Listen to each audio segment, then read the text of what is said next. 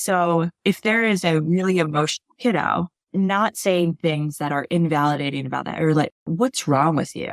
Like those things are invalidation. And if we look at like a biosocial theory, right? Somebody might have the wiring to have BPD, but if they are in an environment that's like, wow, I can see that you're really feeling upset. Tell me about that. Like a validating experience that's not saying like, what is wrong with you?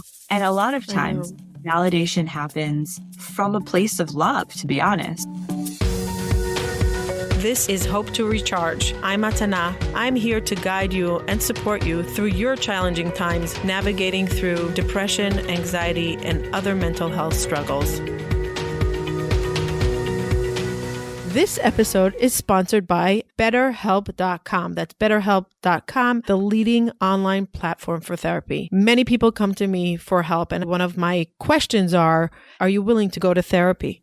Very often, it is very expensive. BetterHelp is affordable. You don't have to leave your house. You can get it from the comfort of your sofa, your bed, your office. It's one click away. There are thousands of licensed clinicians on this platform. Sometimes it's so overwhelming to go to therapy. Nowadays, most therapists are on Zoom. If you want to get 10% off your first month, use the link in the show notes, betterhelp.com/hope to recharge. Use the link below and start your therapy from the comfort of your home. Millions of people from all over the world are using them. If you don't know where to start, go to betterhelp.com/hope to recharge. That's betterhelp.com/hope to recharge. Start your wellness now.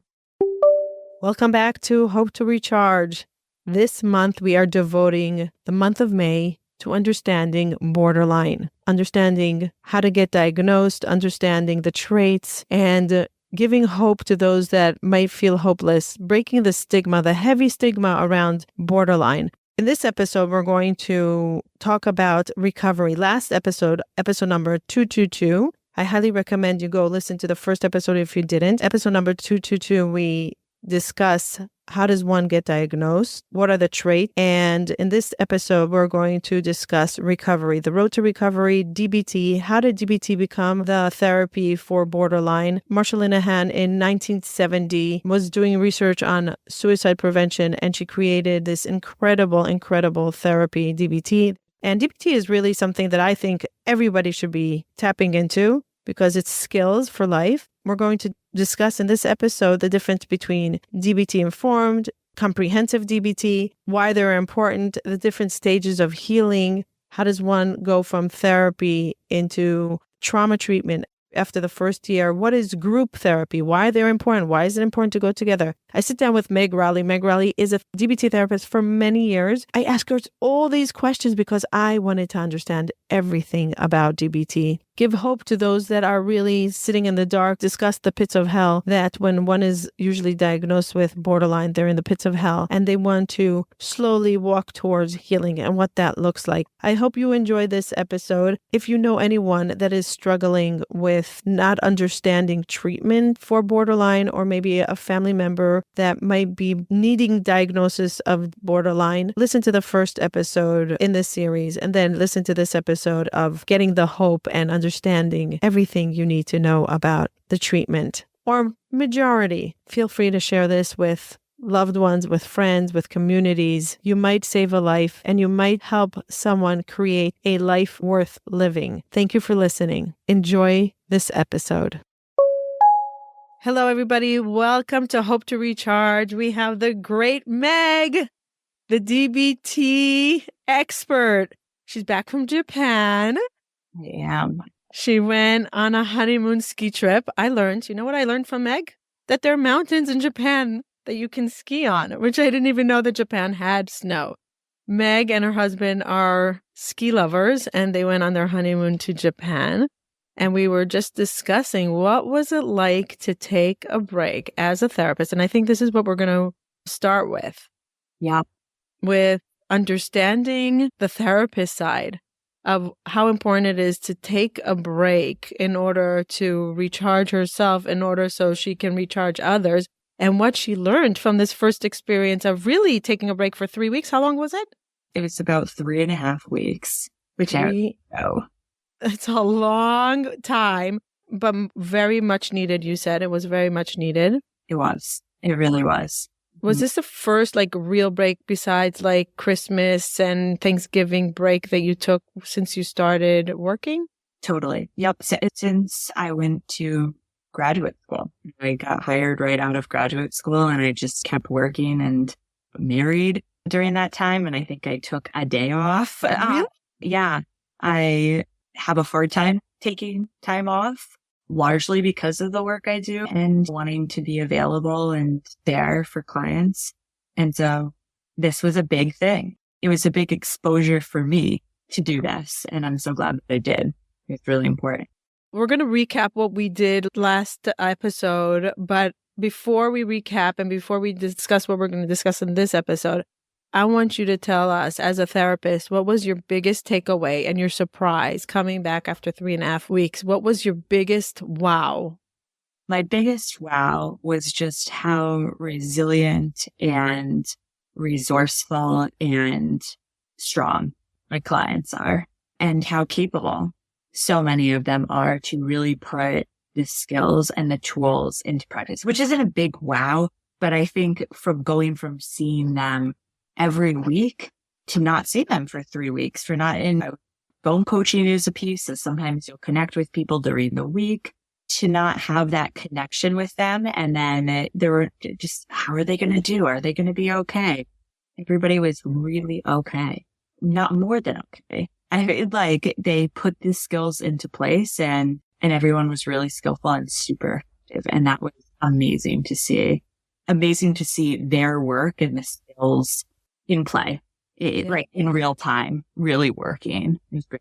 And I think it's a big thing that like a leap that a therapist that works with DBT needs to lean into, because in the DBT world, I hear often that the therapist-client relationship is one of the most important relationships that they have. They lean on it, they hold on to it because the therapist is sometimes the only person that they feel safe sharing their experiences with, or they feel that they get them, or that they feel that they are their lifeline sometimes. And it's a very important relationship that they work on. And the part of the therapist that should say, you got this. We did the work together. You have the tools and you can fly. You can do this. And permission to step back and say, okay, could they, like, they'll be okay. Yeah. Because a part of it is like the fear of abandonment for a lot of the BPD world, right? That's a huge part of the fear and the wound, right? Yes, it is a very big part of the work. Therapeutic relationship is one of the most important pieces of the treatment, and a part of working with any client, in particular someone with BPD, is to not to fragilize them. It's not to say you're so sensitive that I have to keep you in a bubble and protect you. And the goal is not for somebody to need that therapeutic relationship forever. It's to give someone skills and tools and then go out and live their life. And so I saw that as part of this. It's like, I'm not going to fragilize people. We're going to be okay. I also learned or just had it reinforced of how important it is to be on a comprehensive DBT. Other clinicians that some of them who did cover some of my cases while I was out, and how important it was in doing the work and really feeling like I was able to go enjoy and be like one mindful. Yeah, that you don't have to be this vessel that if the vessel takes a break, they won't survive, because they will survive and they will be okay. And to work through that, to get to that point that they know it and they feel safe, right? And they have that trust, right? Of like, right. I trust my therapist. I trust what they're saying. I trust our cope ahead plan for this time. I trust my support. Like I trust this relationship, what's happening here. Yeah. One of the things that I hear a lot from, I would say, clients or from people that I know, that their favorite person is their DBT practitioner. Mm-hmm. Is that a terminology from DBT? Favorite person? Yeah. It's definitely a term that is used a lot in the BPD. Yeah, because I never heard of it before. It's not so much used in DBT. But it is out there in the BPD world of this idea that there is one person that is like your favorite person, your person that you almost idolize a little bit. Right. In the presentation of BPD, there can be idolization and then the opposite, right? Of like this person making me so upset. And that favorite person is really like that almost idolized kind of Right. thing. Right.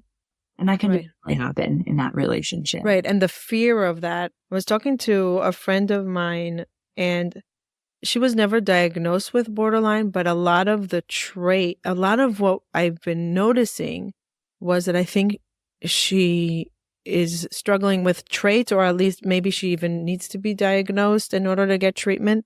But it was when she had a wound with one of her healers, and she was not recovering from that.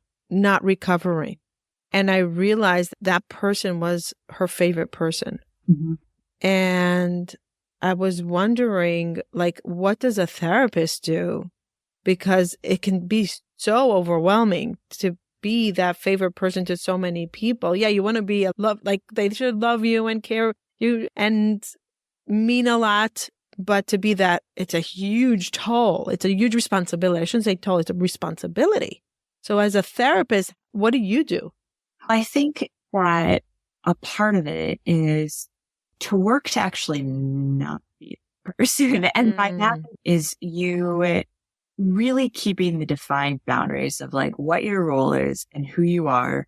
And the fact that, of course, in a therapeutic relationship, it is very easy to see somebody as like my favorite person. But it's also not, it is a very real relationship. And that's something that's like really emphasized on DBT is there's no kind of like curtain where like the therapist is like making these assessments about you without you knowing where everything is like out in the open.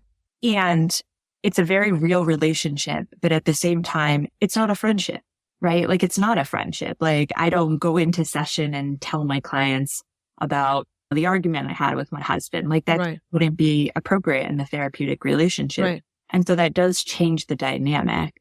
And I think helping a client to realize that this is a working professional relationship and really helping to shift those relationships outward to the person's life, right? To the connections and supports that they have outside that therapeutic relationship.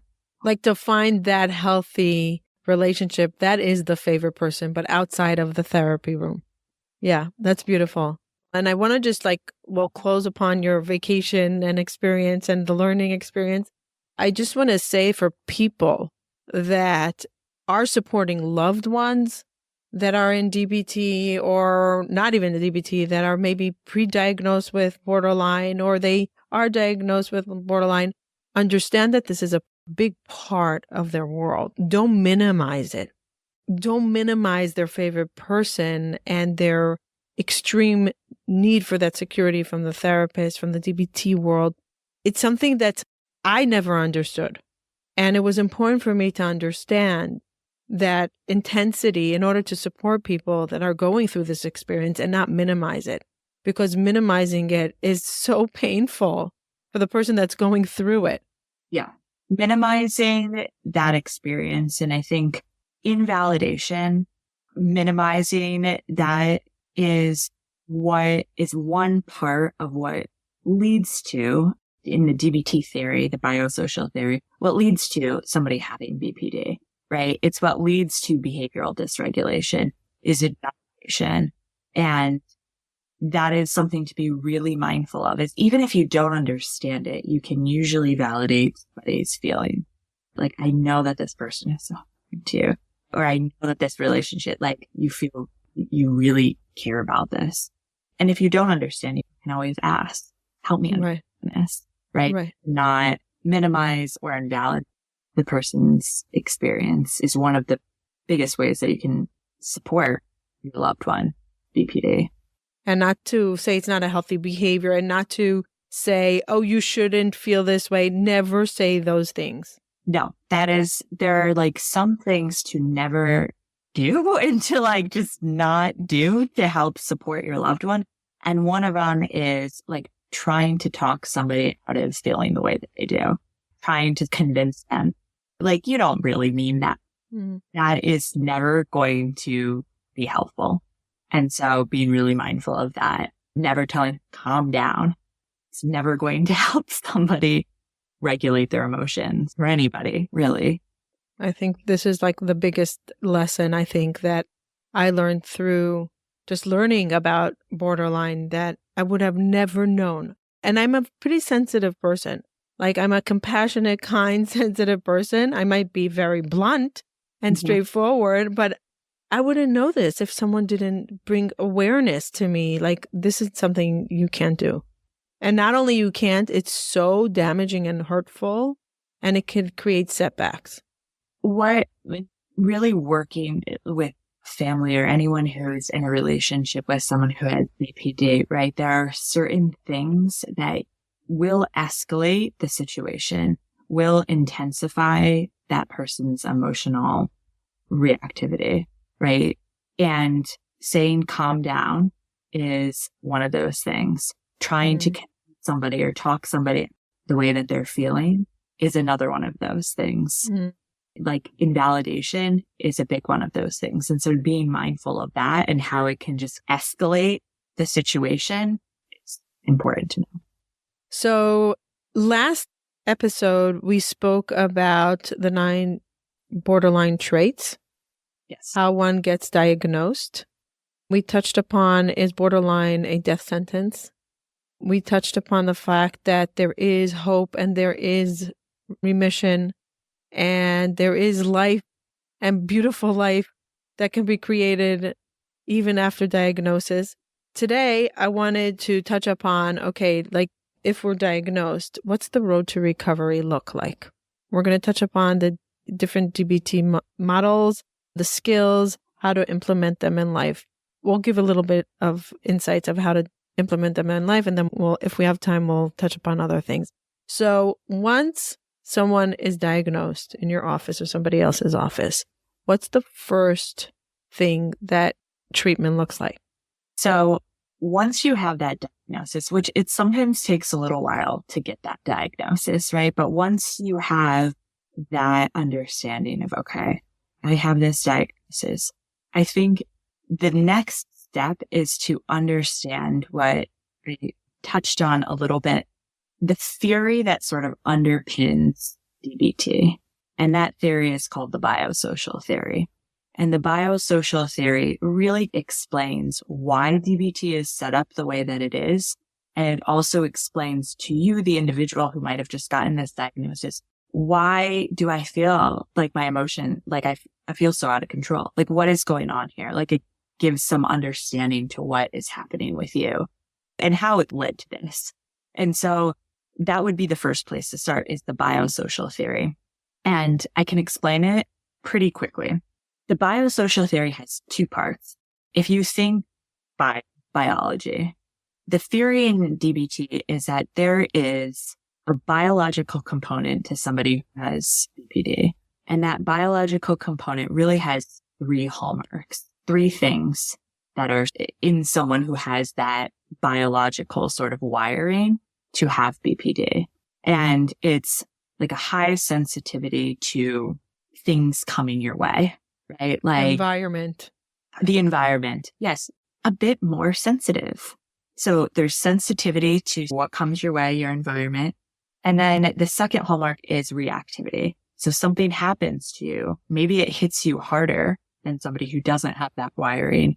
And the way that you want to respond to that might feel a little like outsized to somebody who doesn't have that wiring. Like, oh my gosh, that person didn't text back. The sensitivity piece. I'm going to self-harm because I'm so upset. I'm so distressed by that. That would be the reactivity piece. And then the third hallmark in this bio is slow return to baseline. And so that means that your emotions stay activated and stay heightened longer than somebody who doesn't have this wiring. And so that's the makeup of somebody who has the wiring for BPD. You really do feel your emotions stronger, more intensely, and are more sensitive and longer. And you feel your emotions longer than somebody who doesn't have it. So it's in duration and intensity of what happened. It's how long do I feel it for and how strong do I feel it? And how intensely I need to get rid of it. Like, I got to get the urgency. Yeah, the urgency. And I think a way to think about it is like a burn victim. Marshall Linehan has this metaphor, a burn victim who doesn't have any skin, right, on their nerves, and their nerves are exposed, and they're in a hospital bed, and somebody opens the window for a nice breeze, and they've got skin, so it's nice and relaxing. But that person who doesn't have that skin, that air that's hitting them, is excruciatingly painful. Such a good analogy. That's what it's like for somebody with BPD. They feel their emotions really intensely and really strongly, and more intensely than somebody who doesn't have the wiring. They just do. Is it from trauma only, or is it something we're born with? So that kind of brings me to the second part of the biosocial theory. Biology is one piece, right? You might have a certain wiring within you that feels emotions more strongly. That alone does not lead to having BPD or being emotionally dysregulated. The biosocial theory holds that in order for that to lead to emotion dysregulation, you need what's called an invalidating environment. And an invalidating environment, and this is where sometimes people say, like, what do you mean an invalidating environment? Like, I grew up in a loving household that was like so supportive, and I've got BPD. Like, where an invalidating environment just means it is not a good fit for you. And that can look as overt as like bullying, right? Like, that's an extreme example of invalidation, is something wrong with you.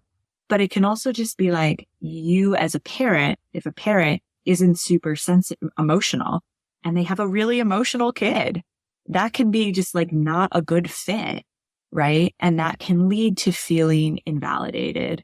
Other examples of that is like being a kiddo who has a learning disability, right? Like trying to go to school and be in a program that learns a certain way and you learn differently. That can feel like, what is wrong with me?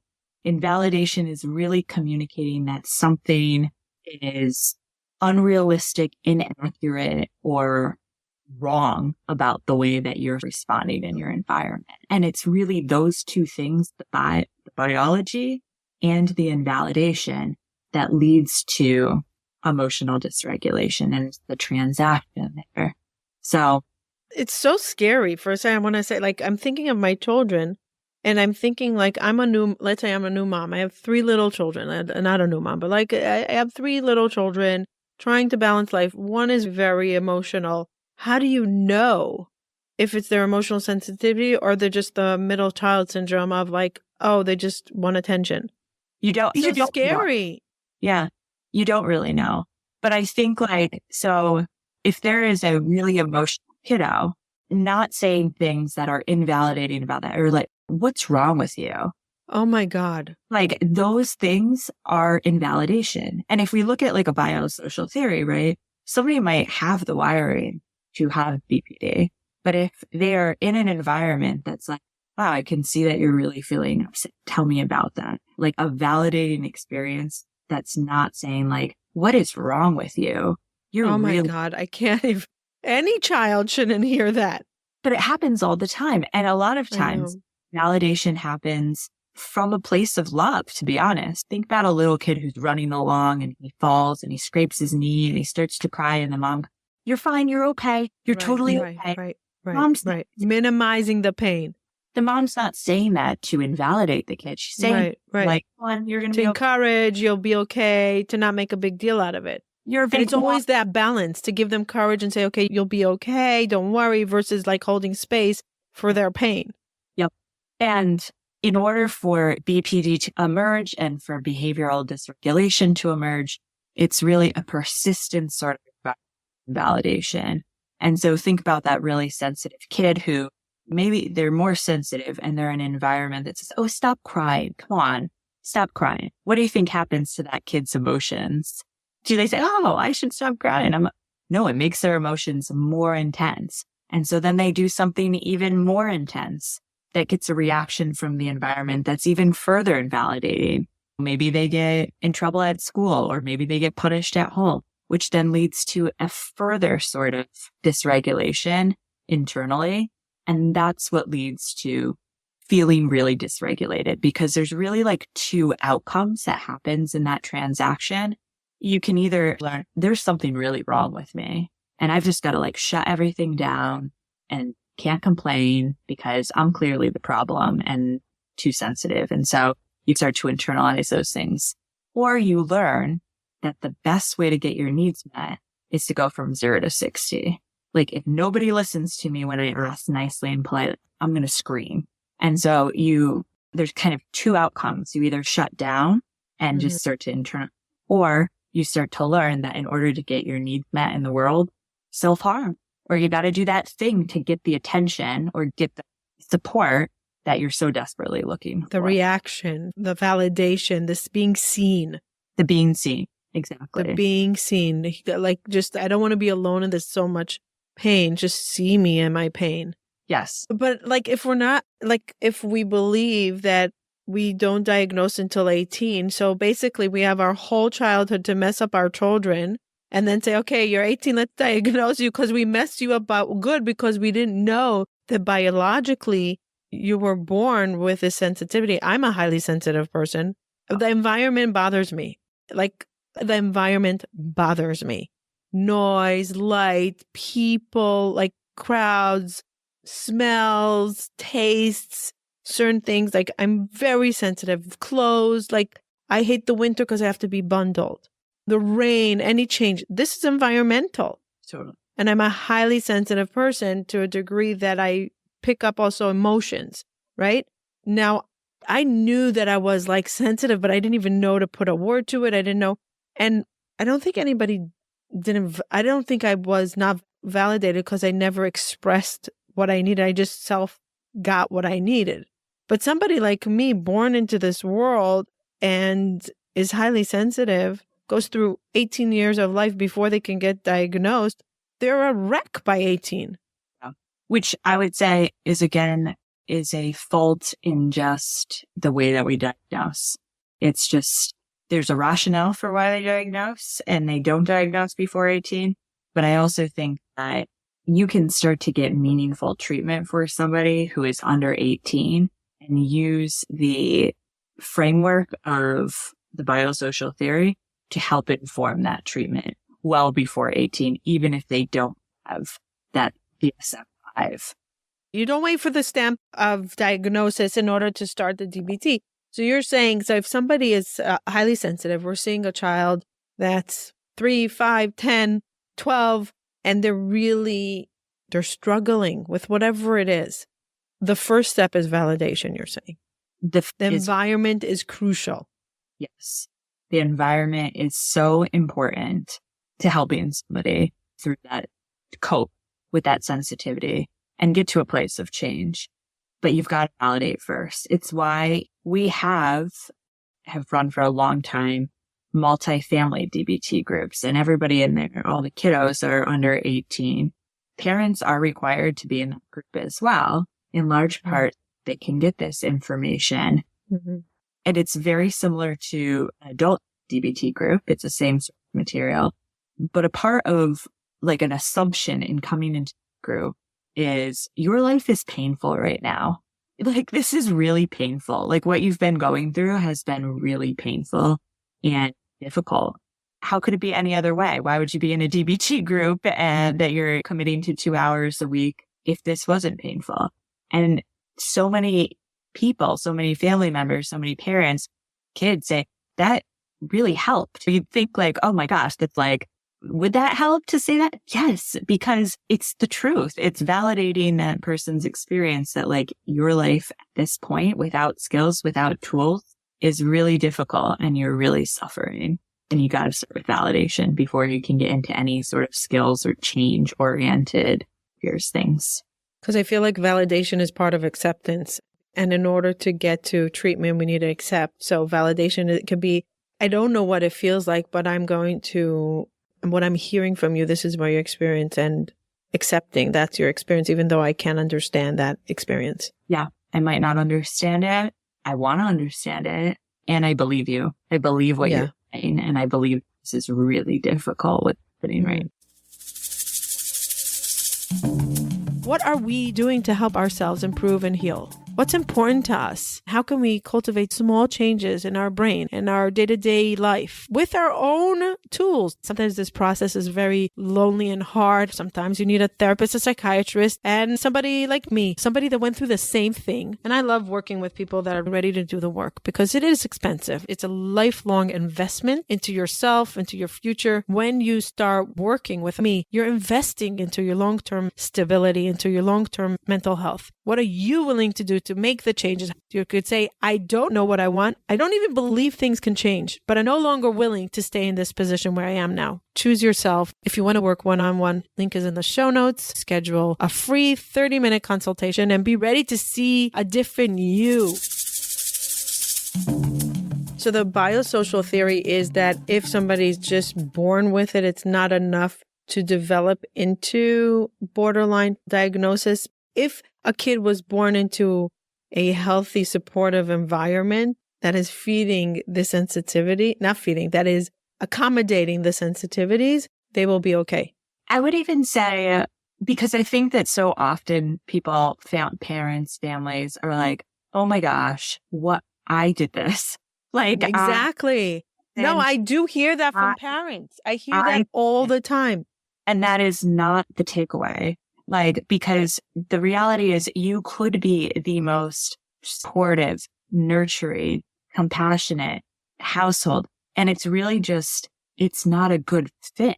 Like, if you say you're an extrovert, you're an extroverted parent or person, and you have a lot of friends that come in and out, and your kiddo is really introverted and has this wiring, it could be the most supportive, loving, wonderful household, but that kid could still feel invalidated because, oh my gosh, like my parent has all these friends and is so social. Yeah. Introverted. What's wrong with me? And invalidation happens. Even, and not on purpose. And it could be something you can't even change. Let's say somebody has 9 children and the middle child is highly sensitive and he has to share a room with 3 other children. You got it. There's no other room. That can be invalidating, and there's nothing that parent could do to change that situation. It just is. Okay, that's good to know. That's a very important piece, I think, because so it's not only being the, oh, you'll be okay. No, it's don't make a big deal. It's the environment itself can be not a match, like you said. Totally. And there's nothing that could be done for it. There's nothing that can be done for it, right? Your parents can be big athletes and the child is not, just not. That can feel really invalidating. You can't change that. It just right. Okay, that's good to know. So there's the biosocial theory, and the biosocial theory is saying now, let's create the social environment that will fit your needs. Yes, the biosocial theory would be the first thing that you learn about when you come into treatment once you have like that diagnosis. Just to understand. To understand yourself, to understand maybe where these reactions came from. And it also helps lay the framework for what treatment's going to look like, because DBT is really created with the biosocial theory in mind. And it's created with the biosocial theory in mind because there's skills that are given and are taught to help you, one, deal with an environment that's invalidating, because that happens, and decrease the amount of that invalidation that happens. Also, just giving you skills to deal in an environment that's invalidating. But also on the other side is, how do I deal with my biology and my wiring that makes me feel my emotions way more intensely than somebody who doesn't have this wiring? Because that's a big part of it is. And that can never be changed? You are always going to feel your emotions more intensely if you have wiring. You always will. What will change is what you do. The reaction. You will feel the same, but it's the reactivity. And sometimes when we lower there's no neuroplasticity with it. Like if I teach my brain that I can get through these emotions, my emotion won't feel so great if it happens on the 20th time. Can we train our brain that the intensity will go down and it's not so intense? You can definitely train your brain and your body and yourself to know, I'm feeling this emotion. It's really uncomfortable. And I have multiple ways that I can deal with this that are not going to make the situation worse. And this emotion is pass because I've felt it without trying to get rid of it in an unhealthy way or a maladaptive way. And it's past. And so you can, over time, right, that behavioral rehearsal of reaching for a coping skill to help you get through that emotion that isn't numbing it, basically. Mm-hmm. You learn, I can live with this. I can do this. I can feel these emotions and I know they're going to pass. And that's really what you're learning with skills and practice with a DBT therapist is reaching for other ways of coping with those intense emotions and learning no emotion lasts forever. May take a while, may be pretty uncomfortable, but you've got other ways to deal with that emotion than self-harming, suicidal ideation, binging, purging, substance use, which kind of numb it out and are out yourself can create a lot of problems. So the intensity of the feeling doesn't change. It's the reactivity that changes and the coping skills to get through it. But the actual intensity of the emotion doesn't change.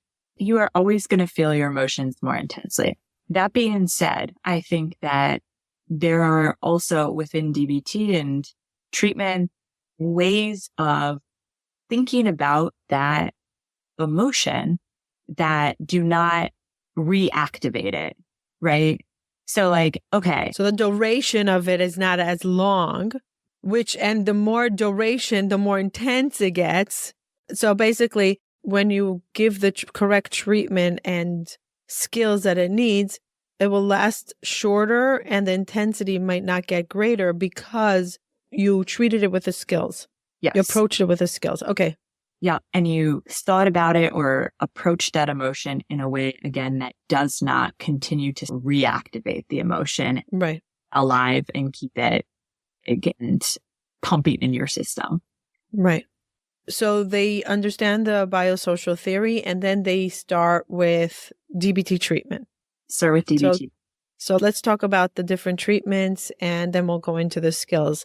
And if you can also touch upon the idea that there's coaching. I think we touched upon it a little bit in the previous episode, but let's just bring it up again here. Sure. Knowing the biosocial theory, super important to treatment. Knowing how the treatment is going to address the social piece and also the biology piece, super important. And then you would start to work, you're working with a therapist. And comprehensive DBT is the gold standard. There's a lot of different ways of working with DBT. There's DBT informed treatment. But if you have BPD, if you are struggling with self-harm, suicidal ideation, and you want the best treatment, comprehensive DBT is the way to go. And what's the difference? Can you tell me the difference between them? Yeah. So there are definitely people who are skilled and trained in DBT who can teach the skills, who know the skills very well, who can help somebody with a diary card, who know how to do a chain analysis. But that alone is not DBT. DBT as a package has a couple of components, has really 4 modes of treatment. The first mode of treatment is your individual therapist. And in your individual therapy session, you meet with the therapist once a week. You're really using a diary card. That's a crucial piece in the individual therapy. And a diary card is you and your therapist are tracking your emotions daily, and you're also tracking your behavioral targets. So both agreed on things that you want to work on in therapy. And in DBT, self-harm, suicidal ideation is always going to be like one of the first things that you want to track. Right? We want to make sure that we got to keep somebody alive in order to help them with their relationships and all that other stuff. So that's usually something that's being tracked. Self-harm, suicidal ideation, anything that puts you at a risk for being alive or being able to engage in treatment. Then there's therapy interfering behaviors. If you're a person who like says you want to do it and then like maybe gets into it and you're not feeling like it, or you have a hard time doing your diary card, that's a behavior that you want to track in DBT. What got in the way of you doing this diary card that you committed to and we both agreed was really important? So that's a piece. And then there's quality of life, all where most of the work is, most of the behavioral targets are usually in the area, right? So I scream when I'm upset. Okay, we're going to track that behavior. So you have a diary card, which really is like your roadmap for a DBT session. And then in a DBT session, when you have that diary card, you also have what's called behavioral chain analysis. And the behavioral chain analysis is a way of you and your therapist looking at a behavior that you're working on that might be really hard to change without judgments or assumptions, and seeing, how did this happen? What led to this happening? There's no guesswork. We're not making assumptions. The therapist isn't saying, "Ooh, I think this was because of something in your childhood." You're really just going step by step and saying, what was the prompting event? What kind of with the match for this? And then step by step, what led to this behavior? Working backwards. Yep. With no analytic part of it. It's a factual part. It's no analytic part. The therapist, it's so important that the therapist doesn't assume. Teachers, you always assess, you never assume, because assumptions, you don't know. The therapist is really saying, what happened? And then what did you do next? And then what were you thinking? What emotion did you feel? How did your body feel? So you're really breaking down this chain that led to behavior without judgments or assumptions, so that you can get a very clear idea of what led to this thing happening. And then you go back. What triggered it? What ignited it? Yep. You're looking at that. You're looking at what ignited it, but you're also looking at like maybe what kept that emotion alive, or what kept it going. Or if the prompting event was, I got into a fight with my boyfriend, but then I didn't self-harm until 4 hours later. What happened within that 4 hours that led to you ultimately self, right? So you're really looking at this thing without judgments, without assumptions, almost like a detective. How did this happen? And then you're going in and applying skills. And that's to really each step. To each step, if you can get there, but you're looking at Oh my God, this sounds like so overwhelming. I'm thinking whoever does DBT is like a professor. Sometimes you're applying a skill to each step, but a lot of times you're just applying one skill to one step. Because what we know about like behavior is like, if you change one thing, it can change the entire chain. Right. Now. And But so what if I don't remember? I'm coming to you, let's say on a Tuesday, and this happened over the weekend. I don't even remember. I remember how angry I was. I remember how awful I felt. I remember how lonely I felt, whatever it was, right? Yeah. How am I supposed to remember what happened then? Are you supposed to track? That's the diary card? Exactly. You got it. The diary. Oh. In tandem. The diary card is really to help remind you about that. And you're right.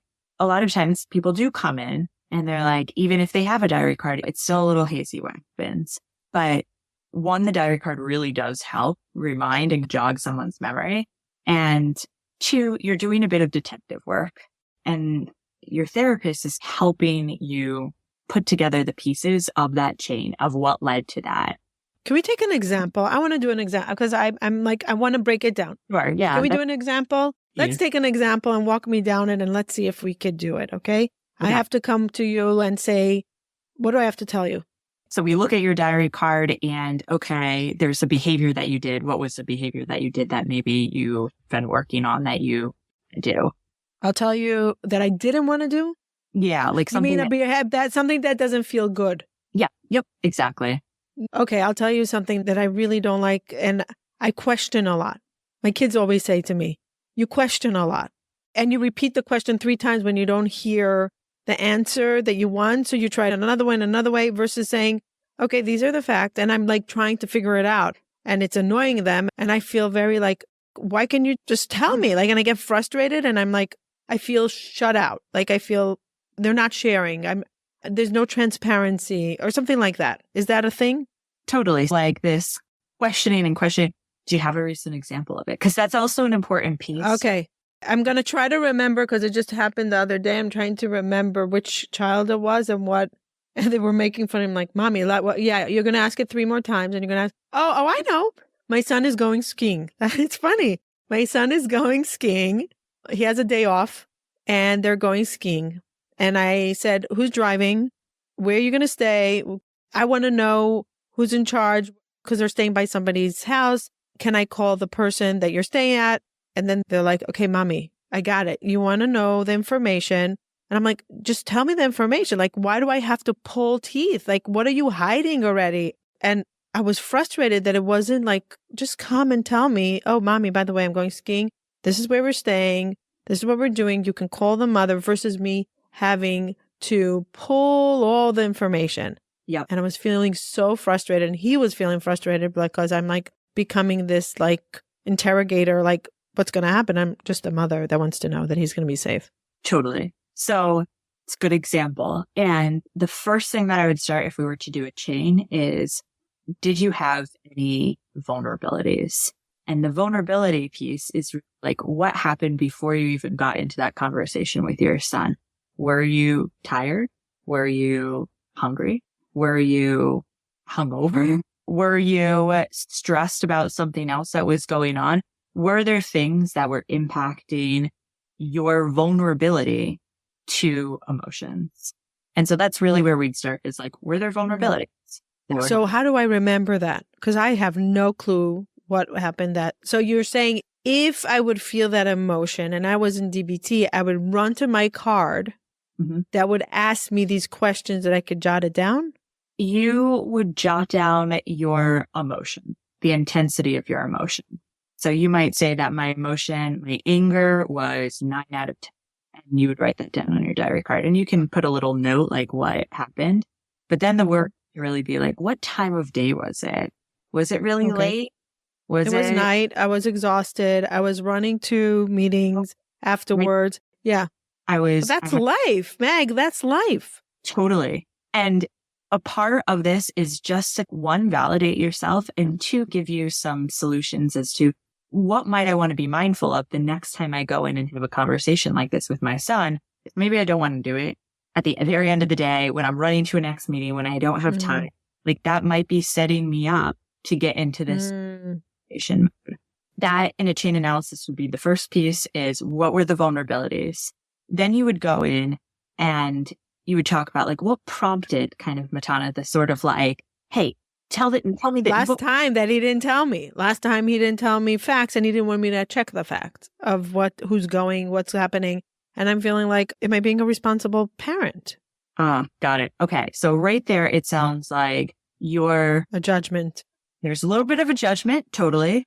And there's a historical past that's informing and fueling the emotion right now. Yes. And so you might want to identify that. Like, and you also, what I also heard in there is that like that judgment about yourself, right? Of like, I'm not. And maybe fear also. Judgment and fear. Judgment. Yeah. Fear and judgment. That's not being a good mom. And with the skills of DBT, right? You'd go in and you would look at the skill of non-judgmentalness. Doesn't mean just because you don't know, like, does that mean that you're not a good mom? And also, I think there'd be like a lot of skills around mindfulness of like really staying present in this moment, in this situation, as opposed to bringing in that last time. And so you would go in and you'd put skills in there and you would say, okay, these are some skills that this week I'm going to try. I'm going to try next time a situation like this happens. And I'm going to see what happens. One of them that I would say is like, try and schedule a different time to ask those questions other than when you're running to another meeting, right? Just environment can be a big way that you change the outcome of a situation like that. So it's living with mindfulness, literally. DBT is living with mindfulness and awareness and structuring a life for best results, which again, I'm going to say, and I said last time, it's for every person. 100%. Oh, it is so much for every person. Like, and it's living with mindfulness. And then there's other skills in there too. You might, in that situation, bring in a skill, like an interpersonal skill leading with validation with your son and using the give skill, which is the relationship skill. And so there are a lot of different ways that you can approach a chain analysis. But really what you're doing in a session is talking with your therapist about what happened, breaking it down without any sort of assessment or judgment, and then going in and thinking, what is one little way I could tweak this? And I'm going to try that out and see how it goes. And that's chain analysis. And that's the individual therapy part of DBT, which is one part of the treatment.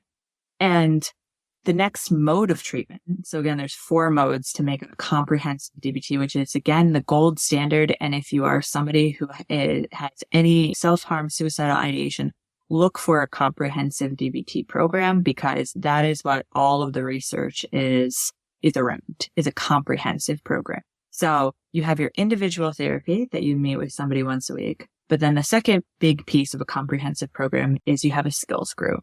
So as you can imagine, a therapy session like that takes a lot of time, right? It takes a lot of time to do a chain. It takes a lot of time to look at a diary card. It takes a lot of time to do that. And it can be a little overwhelming for a client and a therapist to try and be doing like chain and a diary card and teach somebody the DBT skills in a session. And so the way a comprehensive DBT program works is you have your individual therapist, and then you are learning skills in a separate skills group once a week as well. So you have individual therapy, but then you also have a skills group that's usually about 2 hours a week. And 2 hours in a group session. So can you start with your therapist before you know the skills? Who comes first? Because if you don't know the skills, how are you working with the therapist? Therapist always comes first. And a big part of the work that you're doing when you first start working with the therapist is pre-treatment, which is commitment to this program, because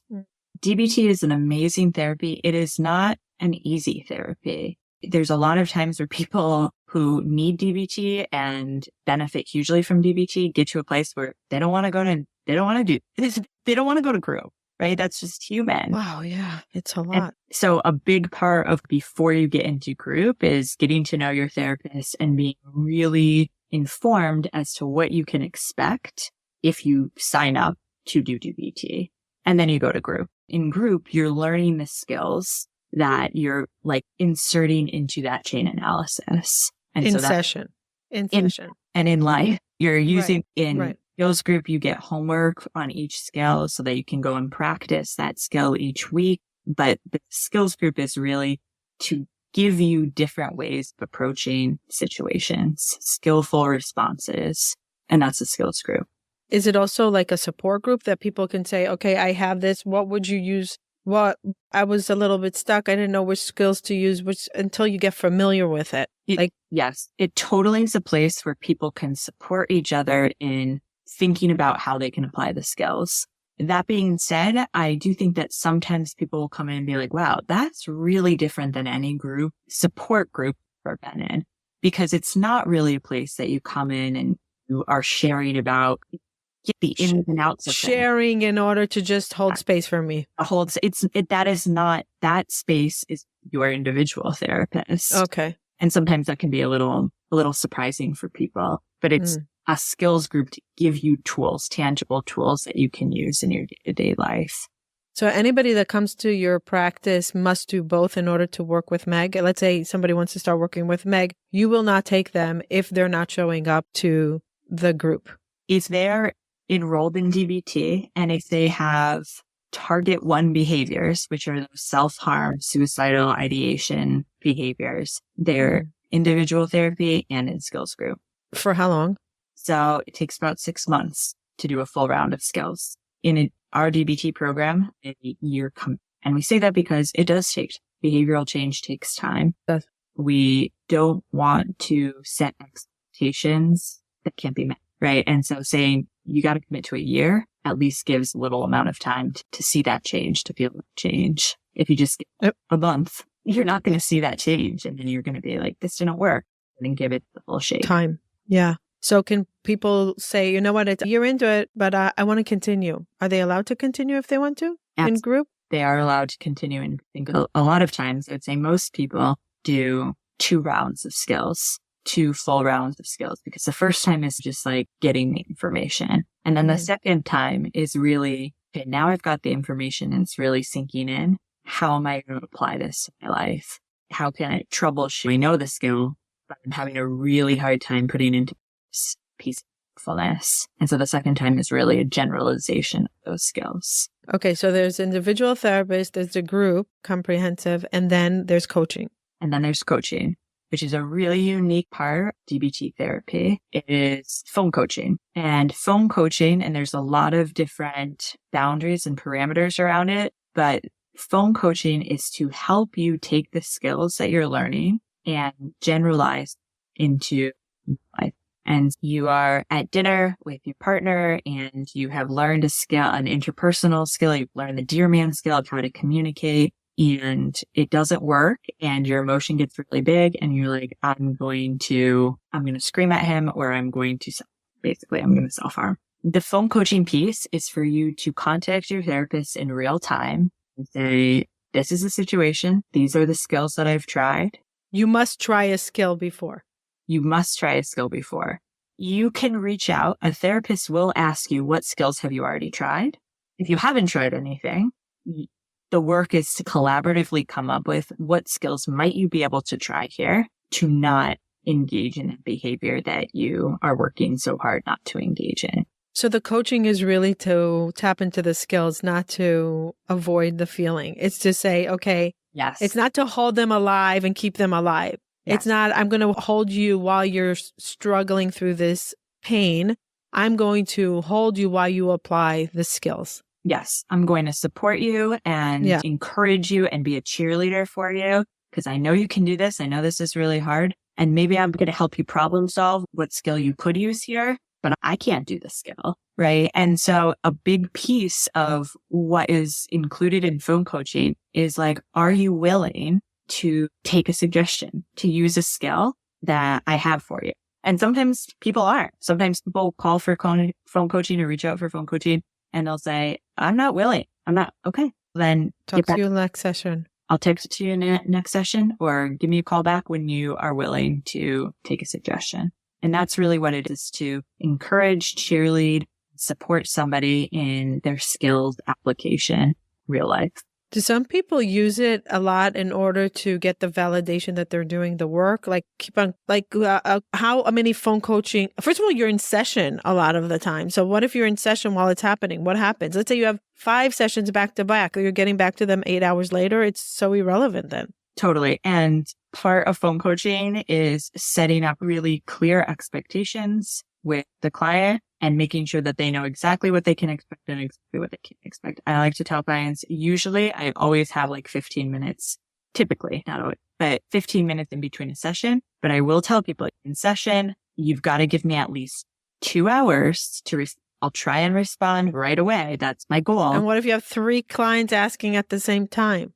It's a lot on a therapist. That's all I can say. It's a lot.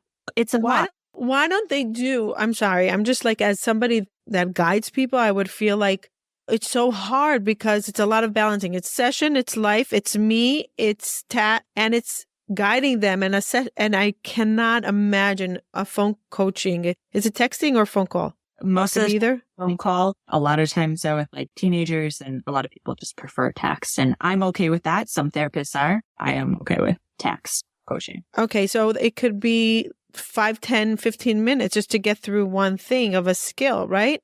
And then you were running into another session. Why don't they do like a hotline for skills, like a hotline for coaching? There is a piece of like wanting that therapeutic relationship, right? Like wanting that relationship that you have with this therapist. And phone coaching, which kind of brings me to the 4th mode of treatment, because it is really difficult. And I think it's most difficult for new clinicians that come into this field and they're like, oh my gosh, this is so overwhelming. And that's it is, right? I'm not exaggerating. It sounds like, wow. It is. You come home at the end of the day, I can't even imagine. And what happens at nighttime? What if it's at 12 o'clock at night? A lot of times you're putting in sort of your own parameters. Some people will do 24/7 phone coaching. Some people will say, I've got to sleep, so you can expect to hear from me between the hours of like 8 a.m. and 11 p.m. But after that, if you're in a crisis, this is your safety plan to do. It's like a surgeon, emergency surgery, or like a OBGYN for birth. Like, okay, the baby's coming. 12 o'clock at night, come. And that's really why you need a consultation team if you're doing comprehensive DBT. If you're doing phone coaching, if you're doing the whole, which again is the gold standard, you are on a consultation team, which is a team of therapists that are working with people who are doing DBT. So everybody who's on that consultation team, nobody is not doing DBT that's on that consultation team. So everybody has that experience, that lived experience of what it feels like to get a phone coaching call late at night. And they call that consultation team therapy for the therapist. It's really to help that therapist have motivation, have perspective, and make good clinical judgments around these cases that can be very intense and can be very emotional, right? It can bring up a lot of your own emotions. Yeah. Helping somebody and reminding somebody this is a life enhancement program, not a suicide prevention program. We put these things into place, but at the end of the day, right? Like, we are not the savior. We are not, anything can happen, right? Right. A lot of holding space for that and holding space for those emotions, which are understandably can get pretty activated and pretty intense in those situations. But that's really what the consultation team is, therapy for therapists, to help a therapist stay motivated, stay aligned to the treatment, even when it's really hard. That's the fourth step, you're saying? That's the fourth part? That's the fourth mode of therapy for the therapy. The group for the therapist is the fourth? That is. Yep. That is the fourth piece of a comprehensive program. If you are seeing a therapist who is telling you we are doing comprehensive DBT and they are not on a consultation team, you are not doing comprehensive DBT. How would they know? You could ask. If you want to ask, if you want to like really make sure that your therapist is doing comprehensive DBT, are you on a consultation team? Are you on a DBT consultation team? Because that's really the fourth mode of treatment, because there are so many different moving pieces, right? That you need a team of trained DBT therapists to help you stay adherent to the model, to help you stay resilient, to help you stay motivated to want to do the work. So the consultation team is a really important piece. Client doesn't see that, but it is a really big part of comprehension. Wow. So how expensive is this? I can't even imagine. Like, it could be expensive for a person to access this, because does insurance even cover comprehensive DBT? Some insurance covers some parts of DBT. It is a pretty expensive treatment. That being said, when they look at sort of studies of doing different types of treatment, as opposed to like a DBT treatment, you could be going in and out of a treatment that isn't effective for 10 years. And your inpatient is way more expensive. Right. DBT program. And so it is a treatment. I know a lot of clinicians, a lot of people in the DBT community are working to make it affordable, and there's lots of sliding scale models, but in the long term, it is a more cost-effective treatment than doing a different type of treatment that may be more affordable at the time. You're in it for years and years. Wait, but DBT is at least, like a comprehensive is at least 2 or 3 years, at least. Comprehensive is at least 1 year. You mean comprehensive means like the therapist, the coaching, the group, right? For the client, I'm saying the client, where the client needs to show up. And is it usually a few times a week for the therapist, like to meet the therapist in the beginning? Usually it's once a week with the therapist, once a week with the skills group. Okay, fine. So it's because it's a lot. I'm just thinking like it's a lot of therapy. And then do people usually have another therapist just to analyze life? Because in a DBT session with a therapist, I don't think there's a lot of time for real therapy of like what the traditional therapy is, right? No, usually there is not. And a lot of times DBT therapists will want you, because it is so much and it is such a big time commitment and just an emotional commitment, to put that work on pause. And really, comprehensive DBT is if you are struggling with some pretty life-affecting behaviors, right? And so the idea is get through DBT, behaviorally start to get some of these things under control. And then after that year, you won't be in group most of the time, unless you want to do another round. And then you move to a different type of therapy, right? Or you either doing trauma work or something, a different mode of therapy. But that sort of comprehensive, really intensive therapy is not to go on for years and years. Oh, that's good to know. So it's not like a psychoanalyst that could be your psychoanalyst for 5-10 years. Yeah, no. And sometimes a person will be with a DBT therapist and do DBT. And then I've had clients who have moved into what we call stage 2 DBT,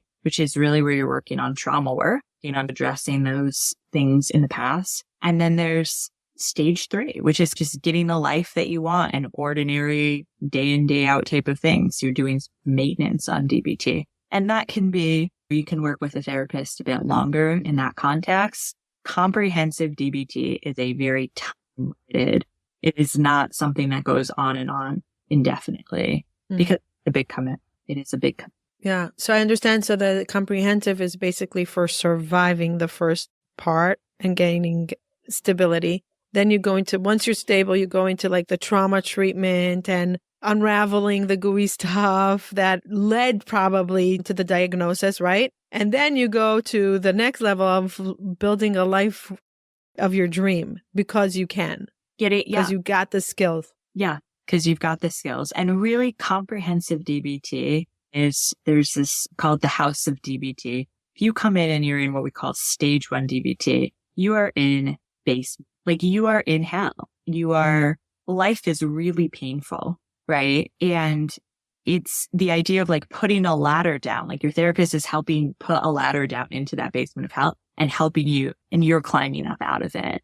So it's a pretty intense process, but it's also because they're usually pretty intense presentations and you're in a pretty intense place in your life that's full of suffering, and you need that kind of intensity to climb up to that next stage.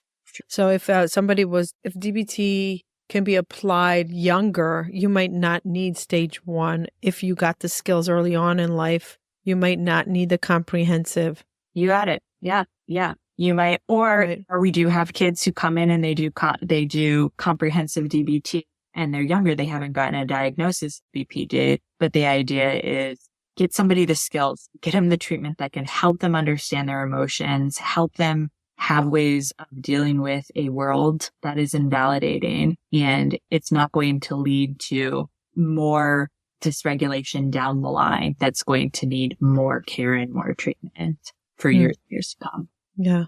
So we didn't touch upon the skills. We named a few, but how many skills are there? They should just know. There are hundreds. Oh my God. There are hundreds of skills, but there are 4 groups of skills. There's mindfulness. Hundreds.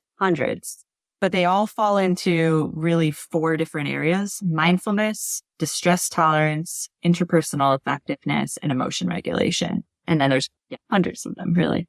And is there like a handbook and you're like, okay, which one do I want from here? It's an index. Like, okay, which one do I need? Okay, from the 4, I'm going to pick the one that I need to use that I can think that it's going to work. And then I'm like, and eventually you learn which ones work best.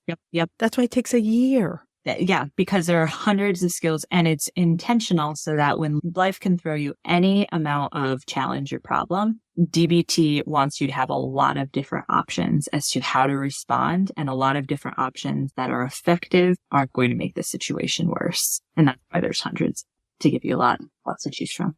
Should we do the next episode touching upon that? Do you think it's important for people to understand a little bit about the skills and how to apply them to life? I think it's important. Yeah, I think that knowing some of the skills and what the skills are created to address, could be really helpful. Yeah, especially for self-harm and I don't know, things or suicide prevention. Could they be suicide prevention? We can definitely, I would say that the skills that we really start with somebody to help them stop engaging in self-harm is the distress tolerance skills, right? Like the skills that you apply when your emotions are 9 out of 10, when you feel like your skin is on fire. Those are really the skills that we start with to help give you time to bring down your emotion and then do something else. And so definitely I think like distress tolerance skills could be an area to focus on. And then there's a lot of other amazing and all the other ones, but those are really the ones like you want to self-harm, you want to engage in a suicidal behavior. What can you do instead? Okay, I think next episode, we're going to just go over the skills a little bit. You'll name like, I don't know, was it 20 or 30 from each one? It sounds so overwhelming. And kudos to anybody that commits their life to healing with DBT, because it's investment of time, energy, and desire to live a better life. Like literally a desire to live a better life. Definitely. It's life. Pain is guaranteed in life. It just is. And in DBT though, there's this concept that like suffering is a bit more option. We can decrease suffering. We're all going to feel pain, but we might be able to decrease our suffering a little bit. I like that. That's nice. And so definitely I think I can come in with some sort of standout skills of each of those modules and talk a little bit to that. And maybe we'll also talk about like, how do we, once we're through the first year, how do we create a life worth living with the skills and build a life? And what does a life look like once you're in, I wouldn't even say remission, but like you're less reactive to everything, you have more of the skills and you can integrate into life without feeling like you're drowning. You have behavioral control. What do you do? Right. Behavioral control. Yeah. And how did that, I guess, manifests in life and relationships? Yeah. Wow. I always said to Alyssa that when she would say skills, and I'm like, my God, this is like going to dental school and like learning different, this is so complex. It's really so complex. It can be a lot. And the thing is, once you learn the skills that help you just start to naturally reach for them.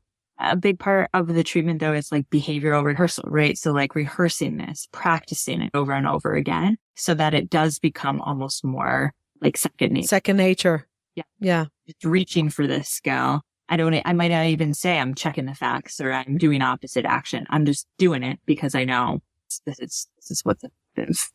So if someone can't afford DBT comprehensive, what would you suggest to them? Like, let's say they come for an assessment and they're like, okay, we can't afford this, or there's nothing in their town. Is it on Zoom? Is it in person only? How does it work? Yeah. So there are definitely a lot of programs have moved to Zoom and in-person programs. So that is helpful. I would say to continue to push for that DBT therapy. And by that, there are a lot of programs that know that it's expensive and are willing to work with people on a sliding scale, right? There are also clinics and programs out there that are more affordable that offer DBT, and talking to clinic and saying, this is what I'm able to, I'm really committed, really want to do this treatment.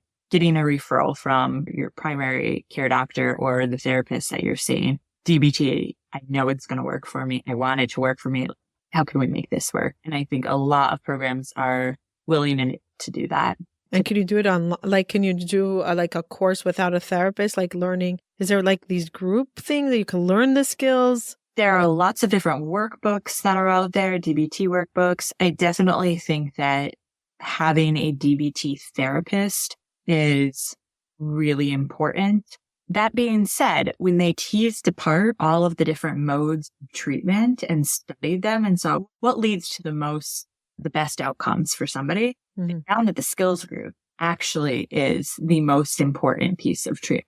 And so even if you're seeing a therapist, sometimes people are seeing a therapist, see if there's a DBT group that you can get into, that you can be learning those skills. That's offered in a lot of places. Oh, okay. That's good to know. That's very good to know. I think that's very helpful for parents to hear. And I want to, the next interview, the next episode, I want to touch upon how do family members support loved ones that are learning about DBT, and like the importance of the family members to and loved ones to understand what they're going through and what's these skills, and maybe to even learn it with them.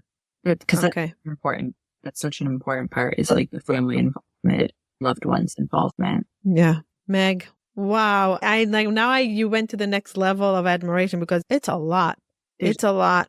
And I think a therapist that chooses this line of work of being available all the time, like a lot of the time, says a lot about the human. Like it's a dedication for wanting to help people really heal. Yeah. And I think that is something that was intentional. Marshall Linehan, she made a treatment to help people get out of the basement. That was her goal. Yeah. Out of the basement of hell. And to do that sometimes happens at 7:00 at night. Like it happens in real time. And so she wanted to create a treatment that was there for somebody who was suffering a lot of different times and super into this is when you sit. It's when you get your treatment. And so the treatment really speaks to the creator and her vision and being people in the basement of hell. Yeah. Thank you for your wisdom. Thank you for sharing in detail and for inspiring us. And thank you for doing, in Hebrew we say Avodat Kodesh, the holy work. Right. I love it. Could you say what we're doing? Avodat Kodesh, the holy work. Kodesh. Avodat Kodesh. Thank you very much, Meg. Thank you for your time. Thank you. Bye till next time. Bye. Thank you for listening till the end. We highly appreciate all of our listeners. In Mental Health Together is Better, you being here means a tremendous amount to us. If you enjoyed this episode and you would like some extra boost of information and inspiration that is not on the podcast, you can go to our website, hopetorecharge.com. There's some premium content that for the cost of a cup of coffee, you can download some amazing information that will help you, a tool that will guide you through life. So don't skip a beat. Don't hesitate. Go to hopetorecharge.com and see what other offerings we have there for your mental health well-being. Thank you for joining us. And remember, if you enjoyed this and you want to say thank you, the best way of gratitude will be by you leaving a review or a comment or sharing this with a loved one. There is no greater form of gratitude for us. Thank you. Bye till next time. Looking to reduce your anxiety and stress, relax your muscles, or get a better night's sleep? Check out Maxifies.com, 100% legal hemp, where you can find doctor-formulated, lab-certified, high-quality CBD oils, tinctures, and other items, cultivated, grown, harvested, and packaged in the United States, and available in different sizes and strength formulas. Check out Maxifies.com, that's MAXIFYZ.com, and use coupon code HOPE to get 10% off your order plus free shipping. That's Maxifies.com.